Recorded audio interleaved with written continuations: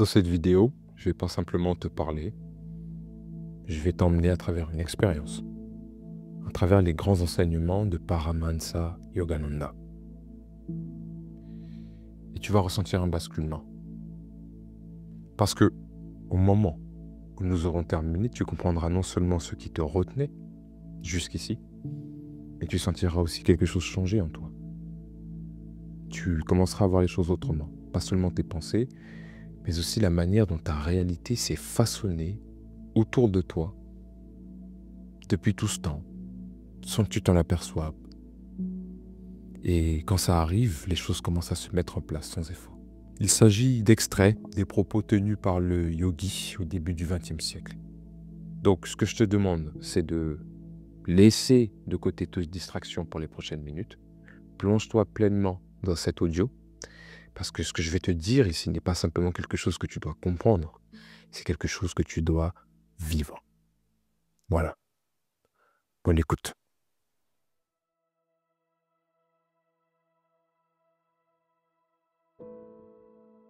Le sujet d'aujourd'hui est d'une importance capitale. Tout ce que vous entendrez ce matin, efforcez-vous non seulement de l'écouter, mais de le retenir et de le mettre en pratique.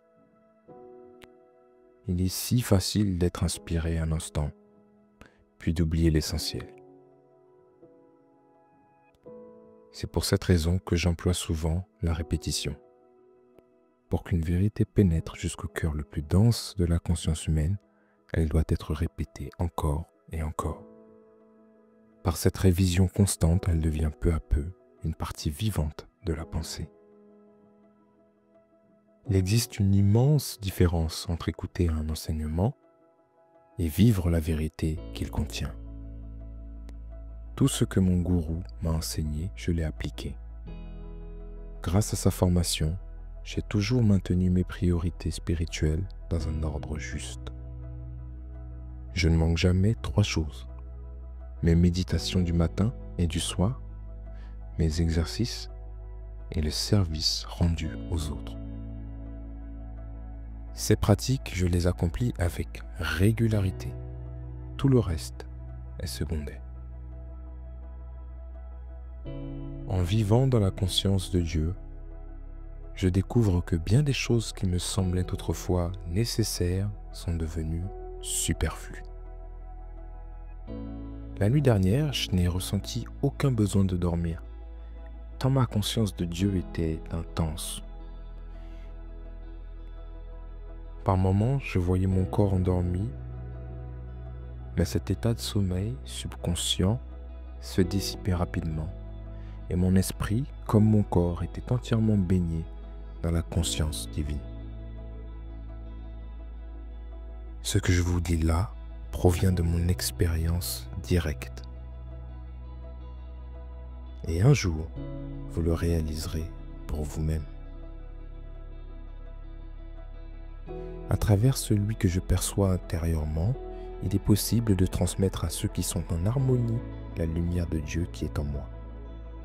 Ce n'est pas moi que je glorifie, mais celui qui demeure en moi.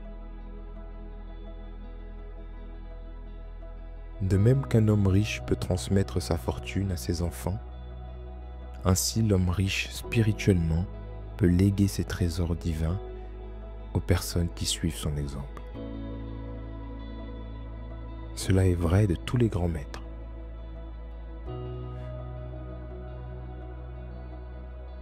Remodeler sa vie. Extrait des conférences de Paramahansa Yogananda, 1943.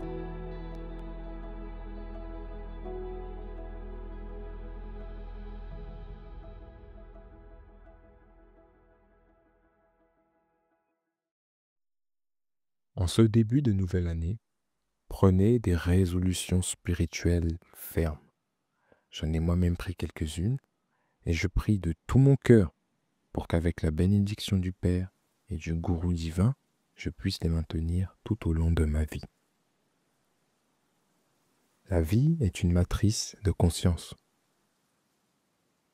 Nous sommes faits de cette matrice de conscience. Toute vie a jailli d'une seule source, le fleuve de la conscience. Votre conscience individualisée est ainsi le fondement même de votre existence. Toutes vos pensées et toutes vos actions sont des bulles et des gouttelettes du fleuve de la conscience. Le corps qui semble solide est en réalité une masse de courants électromagnétiques. Ces électrons et ces protons sont des condensations de pensées créatrices relatives, positives et négatives, projetées par Dieu que j'appelle des pensées-trons.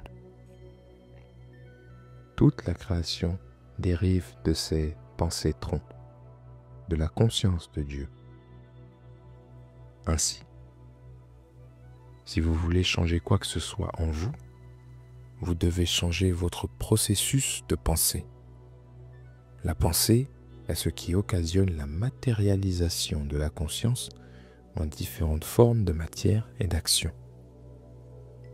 Ceci est la voie, la seule voie pour remodeler votre vie. Je peux donner une directive à mon mental et il réagit immédiatement, se conforme aussitôt. La plupart des gens qui prennent la résolution d'arrêter de fumer ou de manger trop de sucreries continuent pourtant ces comportements malgré eux. Leur esprit, tel du papier buvard, a absorbé ces habitudes de pensée.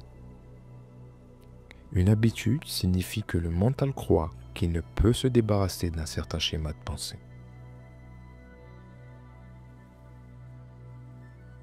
Les habitudes sont tenaces, c'est vrai. Chaque fois que vous accomplissez une action, elle laisse une empreinte sur la conscience. Sous l'influence de cette empreinte, vous êtes porté à répéter la même action. Après plusieurs répétitions, cette inclination se renforce à tel point que l'action devient une habitude. Chez certaines personnes, un seul acte suffit à former une habitude, en raison d'une prédisposition latente provenant de vies antérieures. Le mental peut vous dire que vous ne pouvez pas vous libérer d'une habitude particulière. Mais les habitudes ne sont rien d'autre que des répétitions de vos propres pensées. Et vous avez la capacité d'en changer la nature.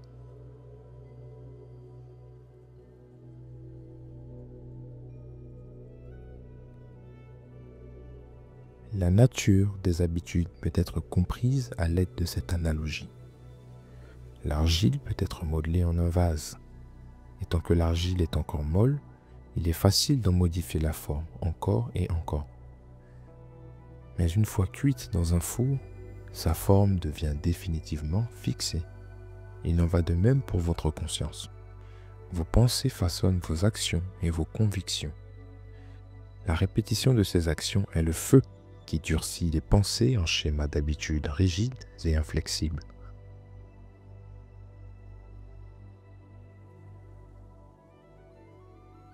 Vous avez probablement remarqué que certaines personnes très minces peuvent manger 5 repas par jour sans jamais prendre de poids, tandis que d'autres mangent très peu et deviennent pourtant plus lourdes.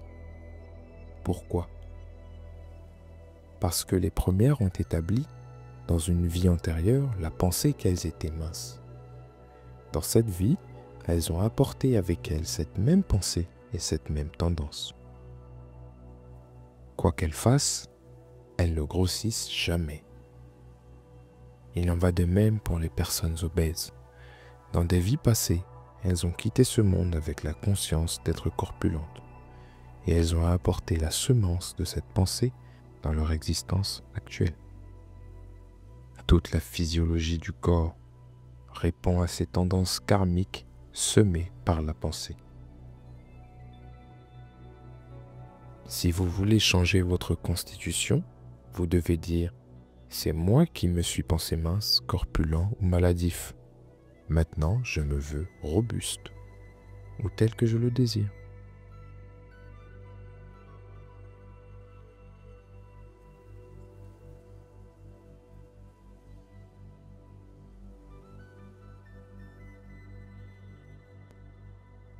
Si vous vous débarrassez de la pensée qui vous a rendu différent de ce que vous souhaitez être, vous verrez le corps changer.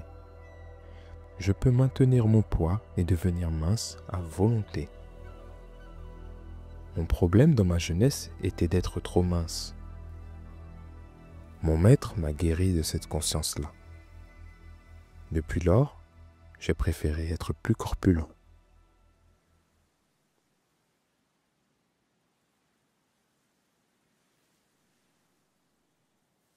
La plupart des gens sont des antiquités psychologiques. Ils ne changent jamais. Année après année, toujours les mêmes. Chacun possède des particularités auto-limitantes. Elles n'ont pas été placées dans votre nature par Dieu.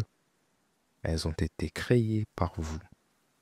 Ce sont précisément ces choses que vous devez changer en vous souvenant que ces habitudes particulières de votre nature ne sont rien d'autre que des manifestations de vos propres pensées.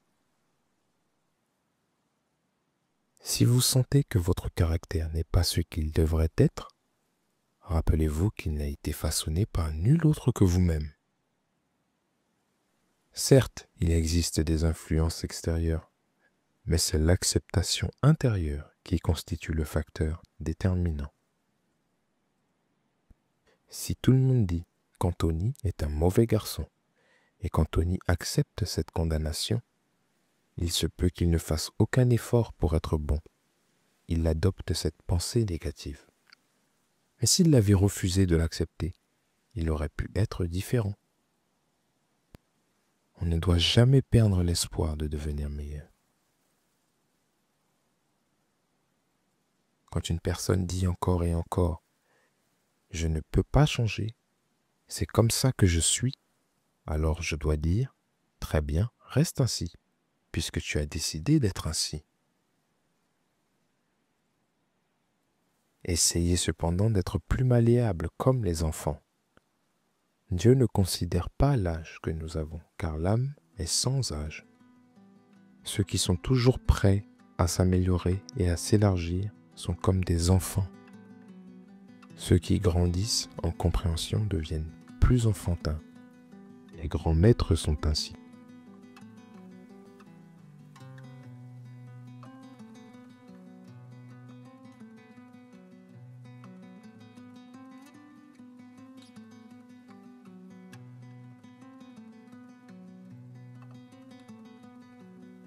La volonté est l'instrument du changement. Si vous avez modelé l'argile en vase et que vous l'avez cuite, et que maintenant vous souhaitez en faire un plateau, vous ne pouvez pas le faire directement. Mais vous pouvez broyer le vase, mélanger cette poudre à de l'argile fraîche et former un plateau. De même, lorsqu'une mauvaise habitude est solidement fixée dans le mental et que vous souhaitez la changer, vous devrez utiliser une volonté forte pour pulvériser cette habitude et l'absorber dans des actions nouvelles, saines et malléables, qui pourront être remodelées selon l'image désirée. Une volonté forte signifie une conviction forte. Dès l'instant où vous vous dites « je ne suis pas lié par cette habitude » et que vous le pensez réellement, l'habitude disparaît.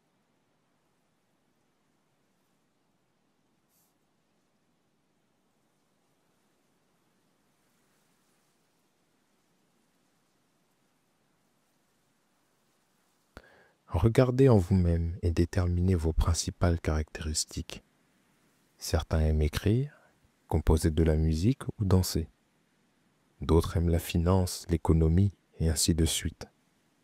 Malheureusement, certains aiment médire et d'autres aiment se battre. N'essayez pas de changer ce qui est bon en vous, mais changez ce que vous faites contre votre volonté, ce qui vous rend malheureux après l'avoir fait et ce dont vous souhaitez vous débarrasser. Affirmez avec conviction avant de dormir et au réveil le matin, je peux changer, j'ai la volonté de changer, je changerai, j'ai changé. Gardez cette pensée tout au long de la journée. Emportez-la avec vous dans le subconscient du sommeil et dans le royaume supraconscient de la méditation.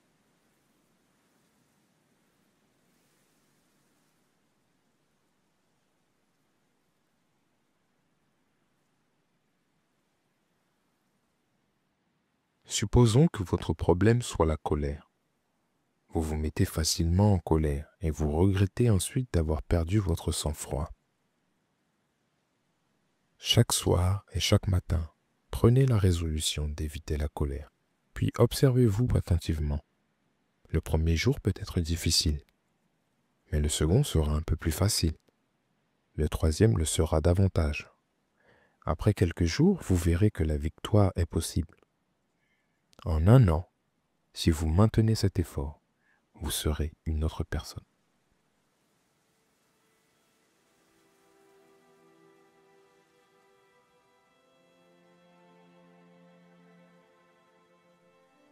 Dans mon enfance, je me mettais en colère face aux injustices. Un jour, j'ai vu combien cela était insensé. Je ne pouvais pas changer le monde en un instant par un accès de colère. J'ai levé les mains et fait ce vœu. Je ne me mettrai plus jamais en colère. Depuis ce jour, je n'ai plus jamais été en colère intérieurement, bien que je puisse manifester extérieurement une fermeté vigoureuse lorsque cela est nécessaire. Les personnes qui se comportent de la même manière, jour après jour, sont celles qui refusent de changer leurs pensées. Chacun doit apprendre à retrancher les pensées erronées avec le scalpel incisif de la sagesse. La pensée est une projection de la lumière et de la volonté omnipotente de Dieu. Si vous décidez de changer, vous pouvez utiliser ce pouvoir pour vous transformer vous-même. Nous sommes ce que nous pensons être. Les inclinations habituelles de nos pensées déterminent nos talents, nos capacités et notre personnalité.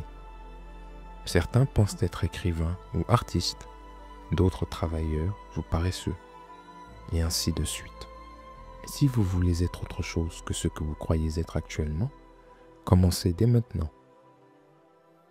Vous devriez être capable de réussir dans n'importe quelle profession ou d'accomplir toute chose à laquelle vous appliquez votre mental. Chaque fois que l'on me disait que je ne pourrais pas faire quelque chose, je décidais intérieurement que je le pouvais, et je le faisais.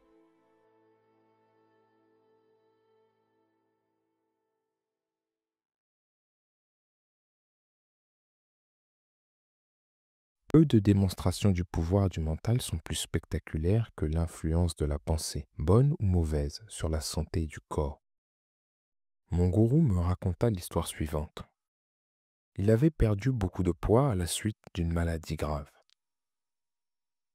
Durant sa convalescence, il rendit visite au grand avatar du yoga. Le grand avatar s'enquit sur sa santé, et mon gourou expliqua la cause de son état délicat. Le grand avatar lui répondit : « Ah, tu t'es rendu malade, et maintenant tu penses être maigre, mais je suis certain que demain tu te sentiras mieux. » Le lendemain, mon gourou revint avec exaltation et déclara : « Maître, avec votre bénédiction, je me sens beaucoup mieux aujourd'hui. » Le grand avatar répondit : « Ton état était en effet sérieux, et tu es encore faible. Qui sait comment tu te sentiras demain ? » Le jour suivant, mon gourou était de nouveau complètement affaibli. Il se lamenta auprès du grand avatar. « Maître, je suis de nouveau souffrant. J'ai eu toutes les peines du monde à venir jusqu'à vous aujourd'hui. » Et le grand avatar répondit : « Ainsi, une fois encore, tu te rends malade. » Après plusieurs jours de cette alternance entre santé et maladie, mon gourou comprit la leçon puissante que l'avatar du yoga cherchait à lui enseigner. Le grand avatar dit alors : « Qu'est-ce donc ? Un jour tu me dis je vais bien, et le lendemain tu dis je suis malade. Ce n'est pas moi qui te guéris ou te rends malade. Ce sont tes propres pensées qui te rendent tour à tour faible ou fort. » Mon gourou demanda alors : « Si je pense que je suis en bonne santé et que j'ai retrouvé mon poids intérieur, cela sera-t-il ainsi ?» Et le grand avatar du yoga lui répondit : « Il en est ainsi. »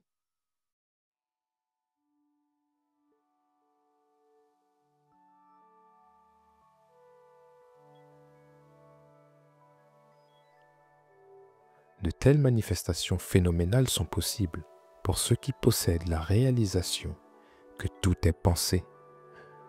tant que vous n'avez pas atteint cette réalisation, vous devez continuer à appliquer la volonté et l'affirmation positive jusqu'à ce que la pensée commence à travailler pour vous. La pensée est la matrice de toute création. La pensée a créé toute chose. Si vous vous accrochez à cette vérité, avec une volonté indomptable, vous pouvez matérialiser toute pensée. Rien ne peut s'y opposer. C'est par ce même pouvoir de pensée que le Christ reconstruit son corps crucifié. Et c'est à cela qu'il faisait référence lorsqu'il a dit « Tout ce que vous demanderez en priant, croyez que vous l'avez reçu, et cela vous sera accordé. »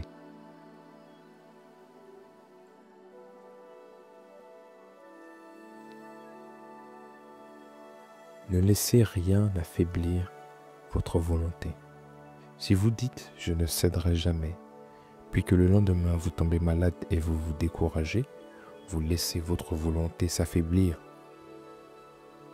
Ne vous découragez pas lorsque les choses semblent se produire contrairement à ce que vous avez affirmé. Continuez à croire en sachant que cela sera ainsi. Si extérieurement vous dites « je veux », mais qu'intérieurement vous pensez « je ne peux pas », vous neutralisez le pouvoir de la pensée et affaiblissez votre volonté. Si votre volonté a été affaiblie par la maladie ou d'autres revers de la vie, vous pouvez vous appuyer sur la volonté d'autrui par leurs prières et affirmations positives en votre faveur. Mais vous devez aussi faire votre part pour changer votre conscience. Voilà mon conseil. Développez votre volonté et la pensée positive, et vous verrez votre corps, votre mental et votre âme œuvrer ensemble pour façonner toute votre vie selon votre volonté. La pensée est l'agent le plus puissant de votre existence, à condition de savoir la développer et l'utiliser. Ne laissez jamais le pouvoir de votre pensée se diluer en fréquentant des personnes faibles d'esprit ou négatives, à moins que vous ne soyez très fort vous-même et capable de les fortifier à votre tour. Les personnes en échec devraient s'associer à celles qui réussissent. Les faibles devraient chercher la compagnie des forts. Les personnes sans maîtrise d'elles-mêmes devraient fréquenter celles qui sont disciplinées. Par exemple, l'homme gourmand devrait manger avec l'homme tempéré. En voyant cet exemple, il commencera à se dire « Moi aussi, je peux contrôler mon appétit ».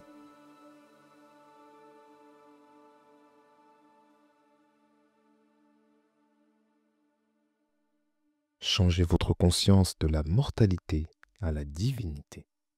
De même que, par le pouvoir de la pensée, vous pouvez devenir ce que vous voulez être, de même, et c'est le plus important, vous pouvez transformer votre conscience de celle d'un mortel en celle d'un être divin. L'homme mortel pense « voilà comment je vis, et voilà comment je serai jusqu'à ma mort ».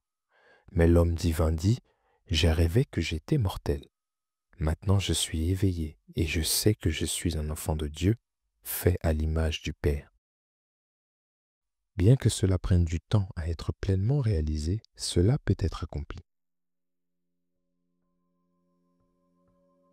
La danse de la vie et de la mort, de la prospérité et de l'échec n'a aucune réalité, sinon comme des rêves de Dieu.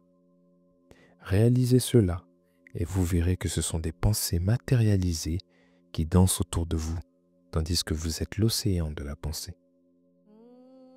Rien ne peut demeurer ni vous blesser.